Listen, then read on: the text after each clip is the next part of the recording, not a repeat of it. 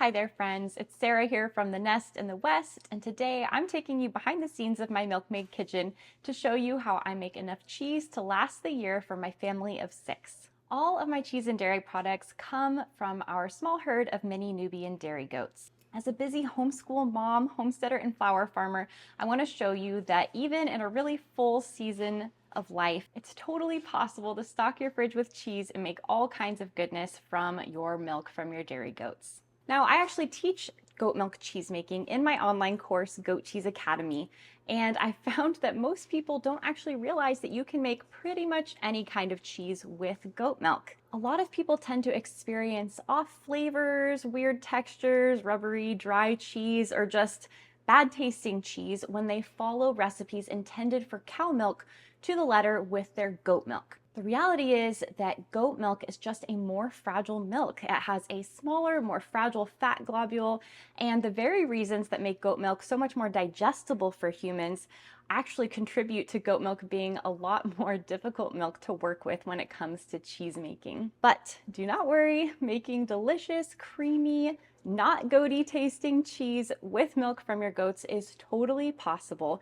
You just need to use methods and follow recipes that work with your goat milk instead of against it. I go into a lot of detail about all of this inside my course, but today I mostly want to show you a lot of the cheeses I made over the last year and kind of take you inside my process of how I fit cheese making into my busy life. Okay, so let's start by trying some of the cheeses I made this year. Some of them are pretty unique, and it's actually the first time I'm cracking a lot of them open. So you're getting the honest, unfiltered reactions here. All right, so first up, let's try some cheddars. Now, this is a little bit younger. This is just a plain stirred curd cheddar. It's my own recipe. It is a recipe in my course. And I made this one in September. And I aged it for a little bit in my fridge, just in a tub to get a little bit of natural rind. And then I pretty quickly moved it to a vacuum seal bag and aged in the fridge. And then this is a little bit older, made in early August. And it was aged a little bit longer in a tub in the fridge before moving it to a vacuum seal bag. It's been open for a little while. We've clearly been eating off of it. And this is a sage cheddar, and I have actually had this one already, and it is delightful. Okay, and then I actually have one more here that I haven't cracked open yet. This was made in early August as well, and I actually made the sage cheddar and this cracked pepper cheddar at the same time.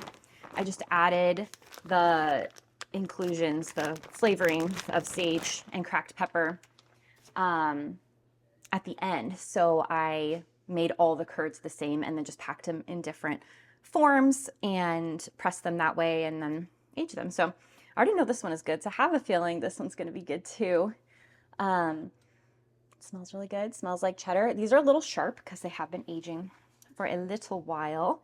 But yeah, let's actually use this knife. Let's crack into this. Okay, so there's the inside. You can see it's got that great kind of creamy but a little bit crumbly cheddar paste, or at least I can see that. I hope you can see that in the video.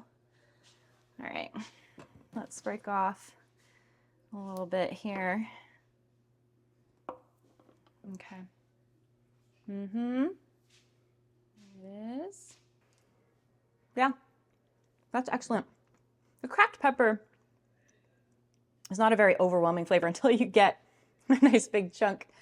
That's delicious though, especially being that it is a little on the sharper side. This cheddar, this is the plain one, I know is more mild because it's a little bit younger. So there's paste there, nice creamy cheese. You want your cheese to be creamy, right? No one wants like a dry, rubbery cheese.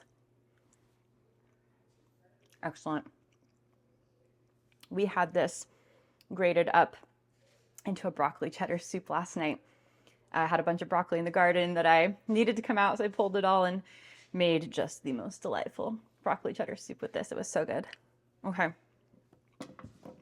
And then here is that sage cheddar. It's a lovely cheese.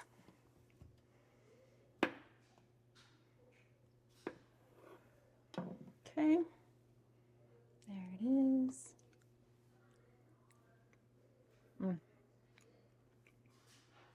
That sage is just such a nice, it just pairs so well with the cheddar. I haven't made a sage cheddar before, but it's been great. It's not such an overwhelming flavor that you couldn't use it for other things. We've been grating this into eggs or, I don't know, casseroles and that sort of thing. That's been fine.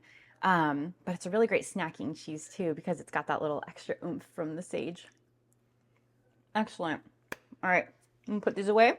All right, so this one I have been dying to try. I actually modeled this cheese after one I tried in Utah a few years ago. There's a local creamery there. They're a cow milk creamery, but they make a cheese, they call it Tea Hive. And basically it's a creamy cheddar that they cover in Earl Grey, finely ground tea. And it was so good. And I've been wanting to recreate it. It smells so good.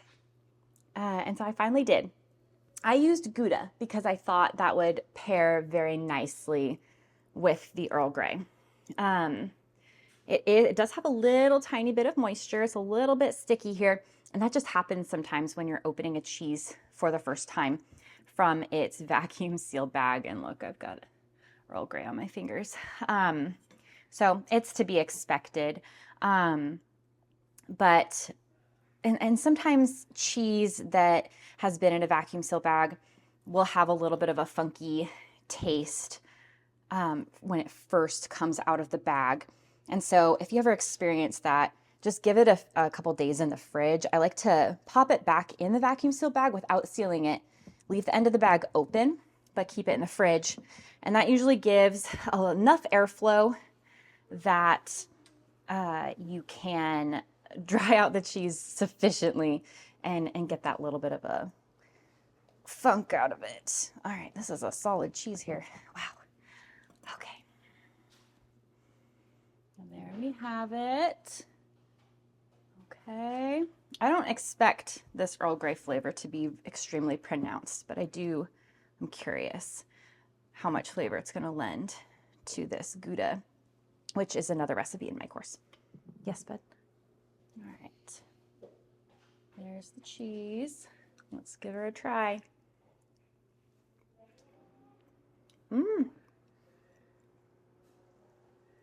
That is so interesting.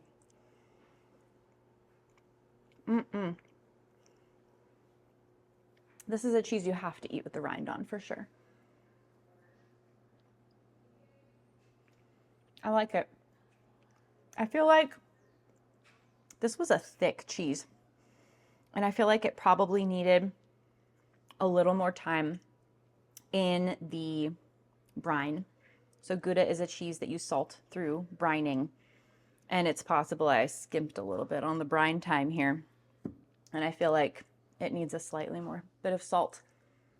But like I said, sometimes they need a couple days in the fridge to acclimate out of the vacuum seal bag. So I like the rind with it a lot. It's something I'm going to experiment with for sure this next year.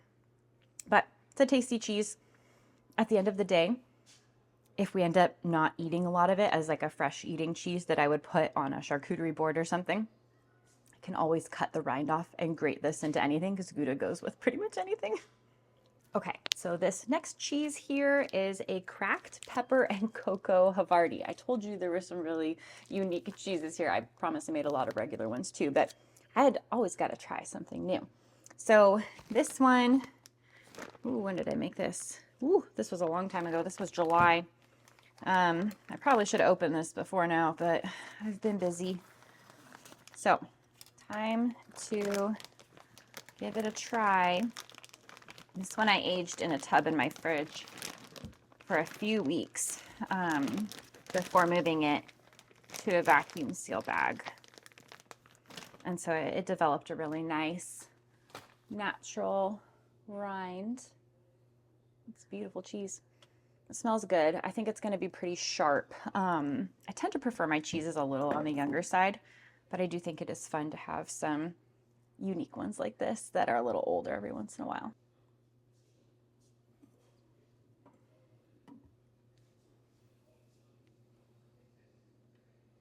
All right, so there it is. It's a beautiful cheese. Like I said, it's a Havarti, but it's got that cracked pepper and cocoa rind. And I actually created it by rubbing a bit of olive oil and making a paste with the cracked pepper and cocoa that went over the whole thing. Let's try it, shall we?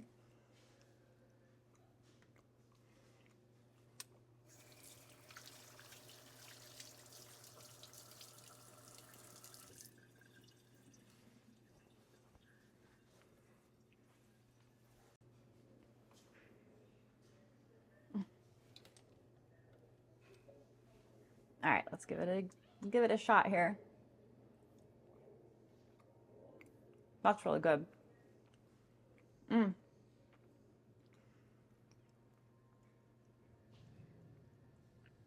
It's strong. It's a stronger cheese because it's been aged so long. But I like the rind. It gives a little balance of flavor, a little something extra, but it's not overwhelming at all. It more just kind of locked in the flavor of the cheese, I think, because it was a paste along the edge. It's really tasty though. This will be a fun one to put out on charcuterie boards. Okay, so those were the cheeses I intended to open right now that I hadn't really tried so far. And now I'm gonna take you over to my cheese fridge, my cheese cave. I don't really have a designated cheese cave, but I do have a cheese fridge, and I'll show you some of the other cheeses I have in there. And then we'll talk a little bit about how I fit cheese making into my life, even as a really busy mom. All right, so here is my cheese fridge. And we've actually eaten quite a bit of cheese, and I have some in, this is a storage room at my parents' house. We live on the same property together with my parents. And so this is a storage room in their house. We built our house and it is wonderful, and it's still a little bit under construction, but we don't have a space for extra fridges and freezers and all that. So this is a room we have over at their house that houses our milk fridge. This is usually my flour fridge, and usually this cheese is over in my milk fridge, but currently the milk fridge has been repurposed as a meat locker for our goat meat that we butchered last week. We also have a couple large freezers in here. But anyway, so I have most of my cheese that's just aging or waiting to be eaten here in this fridge, and the rest is over in our personal fridge over at our house. But so what we have in here, let's see, we've got some Jack. This is a pepper cheddar. This is a cocoa rubbed Havarti. We've got Parmesan sort of Alpine. This is another Gouda. We've got some feta in brine back here. Also have mozzarella in the freezer. Some more Jack and Gouda down there. The other half of that cocoa rubbed cheese. Sage cheddar we've been eating off of. Pepper Jack there. Some more cheddar. This is a really good one. This is a mustard pub cheese, and so it's, the curds are soaked in Guinness beer and mixed with a coarse grain mustard, and that is a marvelous cheese, one of my favorites. This, look, yeah, this is Gouda here. And some more cheddar down there. So I try to have a lot of plain cheese on hand. That would be good for making cheese crisps or shredding into casseroles or whatever else we like to use it for. And then I also try to have a good mix of some fresh eating kind of fun cheeses that make good charcuterie boards. So I think mostly I try to focus my attention on making some plain cheese, because that's honestly, you know, the plain Jane stuff is what we use most of the time. But it is fun to have some unique cheeses on hand as well to make life a little more interesting. Okay, so probably the most important tip I can give you for finding a way to fit cheese making or dairy making of any kind into a very full season of life is to set a time for it. Set a day and time. Let that be the day that you do it. Now, it doesn't have to mean that that day is solely devoted to cheese making or yogurt making or whatever it is you're trying to fit in. But just having a recurring time where you say, this is when it happens and it's going to happen that day, unless something really crazy happens, is very freeing.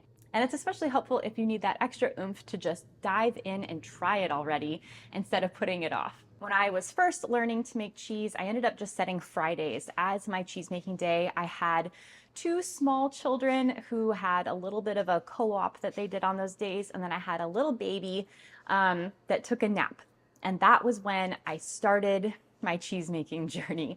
I would prep the milk and get it culturing and setting up while the baby was awake, and while I dropped the girls off at their little co-op, come home, put the baby down for nap, and that's when I could get the active duty of stirring and all the other things pulled together. And yes, there were crazy moments where the baby was up or it was about time for me to leave and I had to kind of fit things together, but I made it work because it was important to me to learn that skill.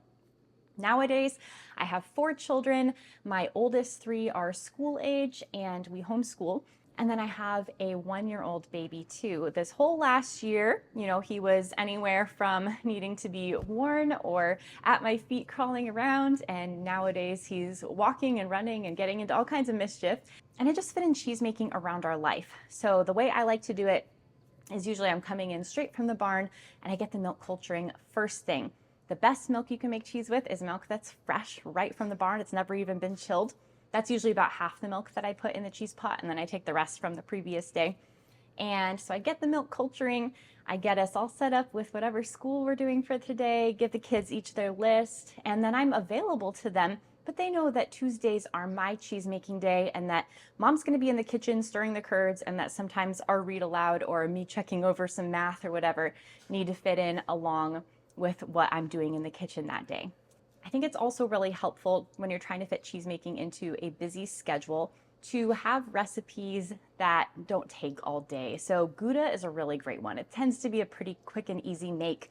My personal recipe that I have in my course really only takes active time of a couple hours, and maybe it's more like 4 or 5 when you count in the culturing time, but that's pretty hands off. There's also just some tried and true recipes that I know will work for lots of things for us, and those are the recipes I tend to focus on.